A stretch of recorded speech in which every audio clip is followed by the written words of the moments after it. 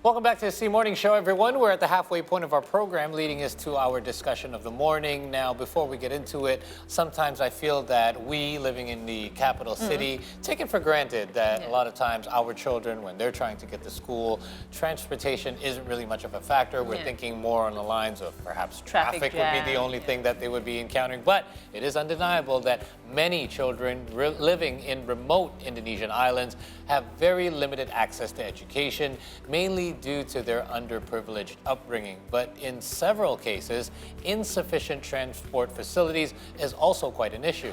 As an effort to tackle this issue, an organization called Rumah Asuh has developed education and welfare programs for children in remote islands. Now joining us in the studio is Rumah Asuh Director Asep Nugraha, who will share with us his experience on taking the projects. Good morning, Good morning. Mas Asep. How are you? I'm fine, thank you. All right, now can you tell us more about Rumah Asuh and what does your organization do? Okay, thank you. Rumah Asuh is CSO that focus on education and health for the children, and we established in 2018. And today, instead of education, our core program is providing school boat because we want to tackle the limited access of transportation in remote area, specifically in West Kalimantan, Riau Island, South Sumatra, and I think that so a lot of students need transportation like school boat. Okay, can you tell us more about the background of this remote island? Okay, when in remote island, for example, in West Kalimantan, and from Pontianak to the Sintang Regency, that's take by car for a long 9 hours, and after that, we have to take a speedboat because the main access is Kapuas River, and I think that so take long 3 to 4 hours because the location of the school is near border Indonesian Malaysia, and I think when I visited that location, I look at the student going to school using the traditional boat. It's called sampan, traditional boat, small boat that's maybe from wood materials, and not using machine. That's relying. So they're rowing. Relying on the strength of the arms and rowing the boat. And how many people can fit in one boat? I think that's more than 30 students. Wow. More than 30 students because the distance between the school and the district is so far. And when I asked to the teacher, and we wanna get a story about the student, and the student is the daily activity is they have to take a long trip to reaching out the school. How long are we talking? 19 minutes. The trip from their home to the school, and after they arrive in the school, I asked to them, "What are you feeling?" And their answer that they're so very exhausted. Tired, of course. Yeah, exhausted and need taking a rest. And the effect is when they when they study, that's unfocused. Of course.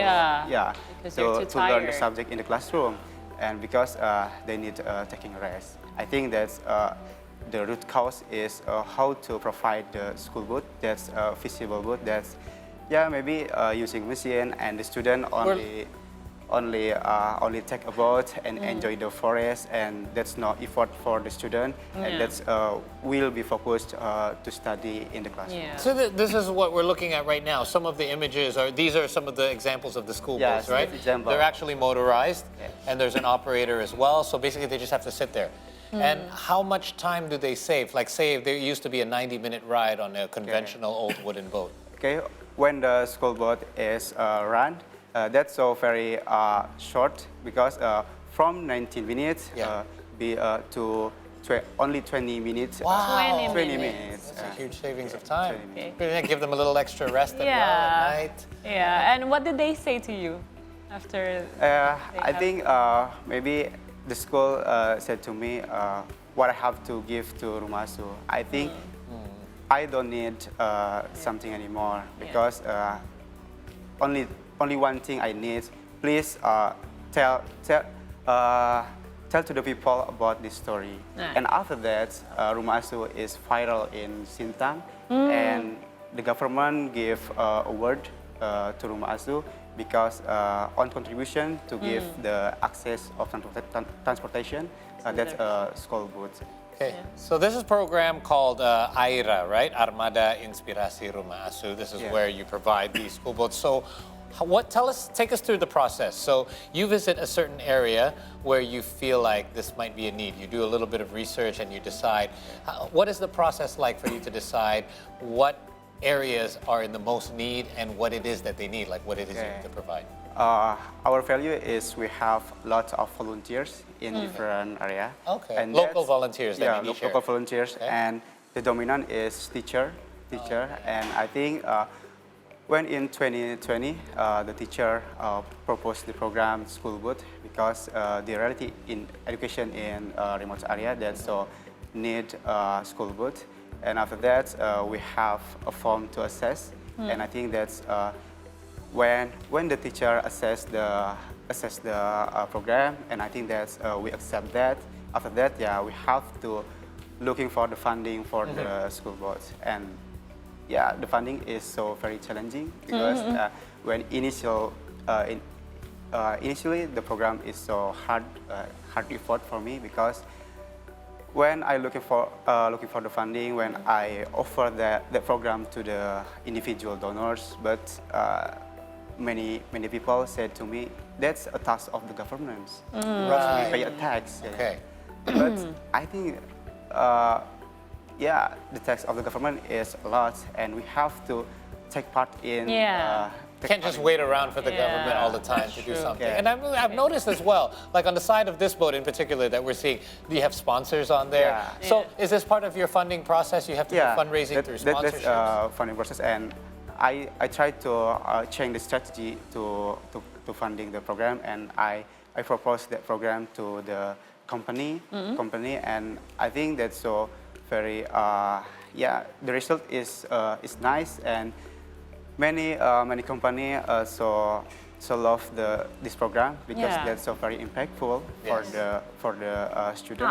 And they're looking like they're having fun. Yeah. Well, they don't have to do anything. They don't have to row for once. That's nice. So, okay, we're seeing some of the terrain. So you also have challenging terrains apart from, raising money. You actually have to figure out what it is you need because you mentioned earlier that you not only, in some areas in Kalimantan, it would be rivers that you would be navigating, but some areas you actually have to navigate the sea. Yeah. Right? So what are some of the challenges there when you talk about different terrains and different... Okay, when I talk about when I present this program to the sponsor, and I think that's so very important because the access for the teacher and student to reaching out the school is very important, and that's so very challenging, and how to provide the visible goods to make sure that's student and teacher safety. That's and number one. Yeah, number one, and I think that's they can learn subject, and maybe that's will be a goal in the future student that. I think that's so very important, and I give a guarantee for the sponsor that the boats will be full branding of the sponsor. I see. That's an honor to the sponsor. Great. As we see in the sides of the boat. Now, may I know how much do you need to provide one boat for one area? Yeah, what's the average cost? Yeah. Oh, $5,000 for one boat, or 18 million rupiah.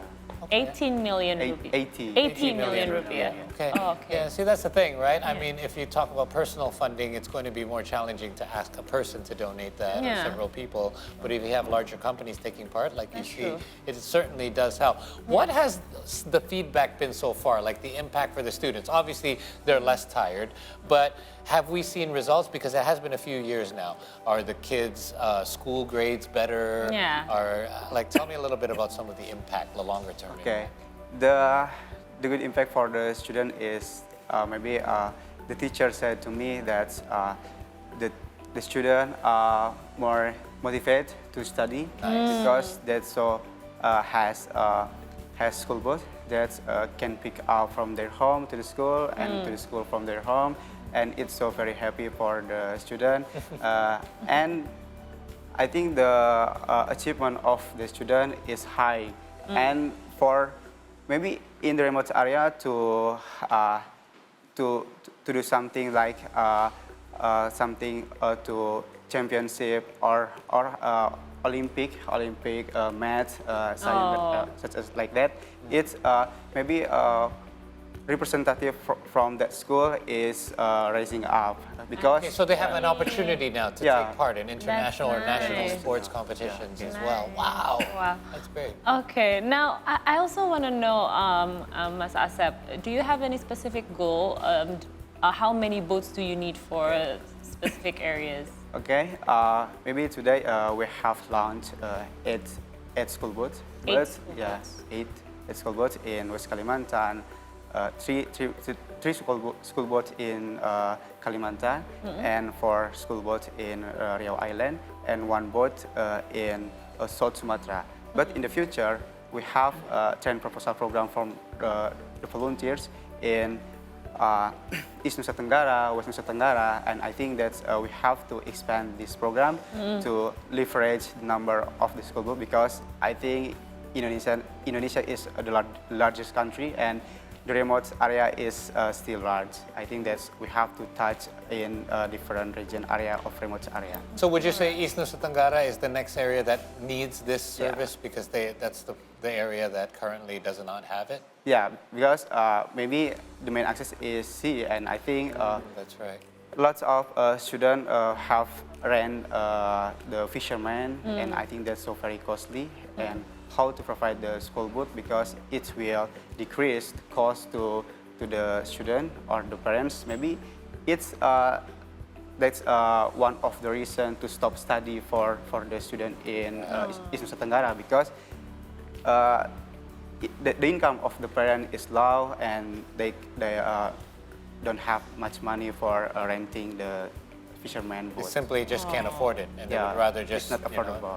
might as well not go to school then. Yeah. So this is likely the longer term impact that you can add is that more kids have a chance at least to have education because some don't go to school at all then. Yeah. Yeah. That is great. All right, now you've mentioned funding from companies, big companies. How about individual funding? Have you ever, are you guys receiving the funding from, volunteers and stuff? Okay. Maybe when the individual donors, that's so very challenging because perspective of the individual donor, that's a task of the governments, and I think today the prime strategy for fundraising is we approach the company. How about working together with local governments? Yeah. Are local governments interested in being part of this program? Yeah, the local government is interesting, but they cannot help to approach the company in the local area. Right. Yeah, I think, but we have to looking for the company by myself, and Right. that's so very challenging. But it's okay, no problem for us. And Yeah. I think the most important is we provide the school book for the children. Yeah, I think there's also rules around that in regards to government. They're allowed to help with facilities, but I don't think they can give direct funding Yeah. as well. Now, let's shift gears a little bit. Our team has heard that you're also planning to make hospital boats. Yeah. Tell us a little bit about that. Maybe that's ambulance boat. Ambulance. Ambulance boat. In the last month, we go to the West Kalimantan, launch the one program, one school boat in Tirta Karya district Okay. with our sponsor, that's IDX to the location. And after that, the head of the district said to us and revealed the data about the obstacle or the case in the society is when must go to the hospital. Somebody gets sick. Yeah. Right. Okay. Somebody gets sick, and I think that so the head of the district must be renting the speedboat, and that's so very costly because for renting is around 3 million, 3 million rupiah. Wow. One trip. Because the distance from the district to the hospital is so long, take along 4 hours. That's Wow. using speedboat. Speedboat is speed. Right. Yes, speed. But that's take along for 4 hours. The distance, when I look at the map, the distance is 350 kilometers. 350 Yeah. kilometers. Wow. Long distance. Only access is the center of city that is in Sintang. Okay. When the urgent situation, they have to maybe collect the donation from the society, and I think that's so very take a long time. Of course. Maybe in other case, has somebody sick and has to passing away, and I think that's a very Yeah. sad story. That's and tragic. I think that's so very urgent, and we are as CSO, we have that's my task to how to realize that, and we have the district to give the ambulance boat. Maybe that's the first time in Indonesia, maybe. This is would be like a water ambulance then, Yeah, right? Basically. it was, So this boat would not only be able to transport those in need from where they are to a hospital, but would you be able to give care on the boat then? Yeah. Like any urgent care that they might Urgent, need. yeah. Right. So that way they're not wasting time. Yeah. As well. That's an amazing idea. Yeah, So again, this is hopefully. obviously going to be a challenge for you as well. What are some of the areas that you feel very much need this sort of transportation? I think some area is so very needs transportation. That's because access to hospital is so far, and I think that's so.